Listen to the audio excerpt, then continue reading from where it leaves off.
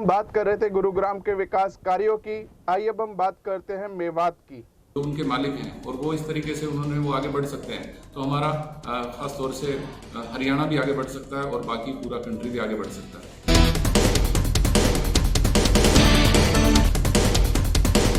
तरीके से जिसको कहते हैं कि वो पूरे तरीके से हमारी मेवात के लिए काम कर रहे हैं और उनका बहुत बड़ा सराहनीय रोल है।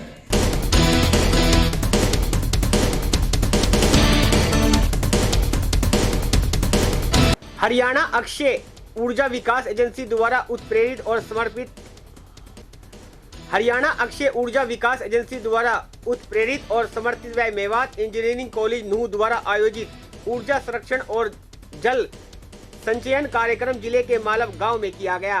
कार्यक्रम के समन्वयक सहायक प्रोफेसर डॉक्टर शाहीन खान ने ग्रामीणों को जानकारी देते हुए बताया कि ऊर्जा संरक्षण व जल संचयन कैसे प्रभावी रूप से किया जाए। इस कार्यक्रम में खेड़ला, नूह, उटका, मुरादाबाद, मेवली, बाई, मालव, अकेड़ा, ध्यान, मरोड़ा और कोटला के किसानों ने बढ़ चढ़कर हिस्सा लिया। डॉक्टर शाहीन ने बिजली बचाने व बरसात में घरेलू इस्तेमाल में आने वाली पानी को संचयन करने की विधियों के बारे में भी बताया। उन्होंने भूजल स्तर को उठाने के बारे में भी लोगों को समझाया। इलेक्ट्रिक और इलेक्ट्रॉनिक विभाग के विशेषज्ञ डॉक्टर जुनेद व घरेलू उपकरणों के सही इस्तेमाल के द्वारा ऊर्जा संरक्षण को बढ़ावा देने की तकनीक पर भी जानकारी दी।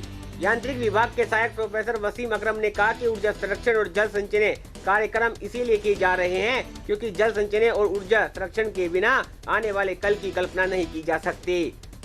अगर आपने अभी तक हमारा चैनल सब्सक्राइब नहीं किया तो अभी सब्सक्राइब करें और बेल आइकॉन को क्लिक करके हमारी लेटेस्ट वीडियोस के बारे में अपडेट जानें।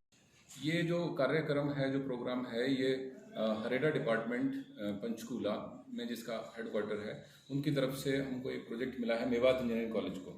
तो हम ये जो प्रोजेक्ट है ये है capacity building for energy conservation and water harvesting. इस टॉपिक के ऊपर ये प्रोजेक्ट है। किस तरीके से लोगों को जागरूक किया जा रहा है, क्या क्या फ़ायदे इस प्रोग्राम के तहत बताए जा रहे हैं? इस प्रोग्राम में हम बेसिकली वाटर कंजर्वेशन की बात कर रहे हैं, हार्वेस्टिंग की बात कर रहे हैं और एनर्जी कंजर्वेशन की बात कर रहे हैं। तो इसमें हम लोगों ने 10 गाँवों को इकट्ठा किया है मालव गांव के अंदर, अल हिदाया मॉडल स्कूल मालव के अंदर।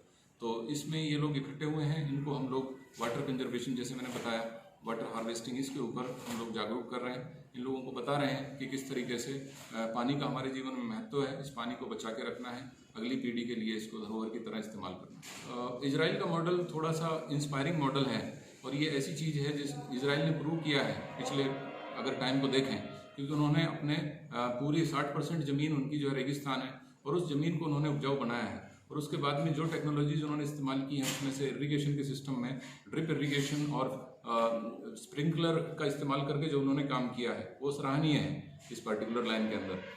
तो उनका एग्जांपल देकर लोगों को इंस्पायर किया जा रहा है कि जब इजराइल ये काम कर सकता है, जो मार्क जुगरबर्ग दे सकता है इजराइल, और जिनकी बड़ी बड़ी कंपनियां हैं जो उनके मालिक हैं, और वो इस तरीके से वो आगे बढ़ सकते हैं, तो हमारा ख़ास तौर से हरियाणा भी आगे बढ़ सकता है और बाकी पूरा कंट्री भी आगे बढ़ सकता है। तो उसी का एक मॉडल की तरह पेश किया गया है इसके अंदर। उनको बताया गया है कि जब इजराइल इतनी नॉन फर्टाइल ज़मीन के साथ उसको फर्टाइल बना सकता है, तो हमारे पास तो पहले ही बहुत अच्छी ज़मीन है, तो हम उसको सिर्फ पानी बचा के और बिजली बचा के बहुत आगे हम जा सकते हैं। इजराइल को भी हम पीछे छोड़ सकते हैं। हनीफ कुरैशी सर हमसे पिछली बार जब भी वो इंटरेक्ट करते हैं तो वो सिर्फ मेवात में एजुकेशन की बात हमसे करते हैं और उनका जो रोल है वो बहुत ही बड़ा रोल रहा है।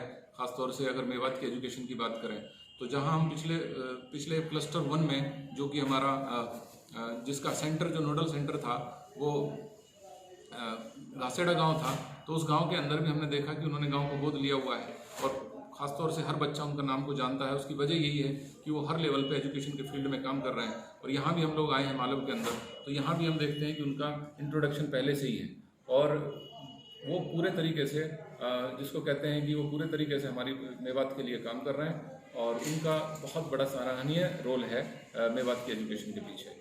पहले वो हमारे मेवात इंजीनियरिंग कॉलेज में के संस्थापक हैं पूरे तरीके से और वो फाउंडर हैं। उन्होंने ही उस कॉलेज की नींव रखी थी और आज भी उसके बारे में वो इतनी चिंता रखते हैं जैसे कि एक पेड़ को जैसे सींचते हैं उसी तरीके से वो इस कॉलेज को सींच रहे हैं। मेवात से NCR न्यूज़ के लिए साहू खान की रिपोर्ट। इस वीडियो को ज़्यादा से ज़्यादा शेयर करें। एनसीआर न्यूज़ के साथ बने रहने के लिए एनसीआर न्यूज़ को लाइक व सब्सक्राइब करें। नमस्कार।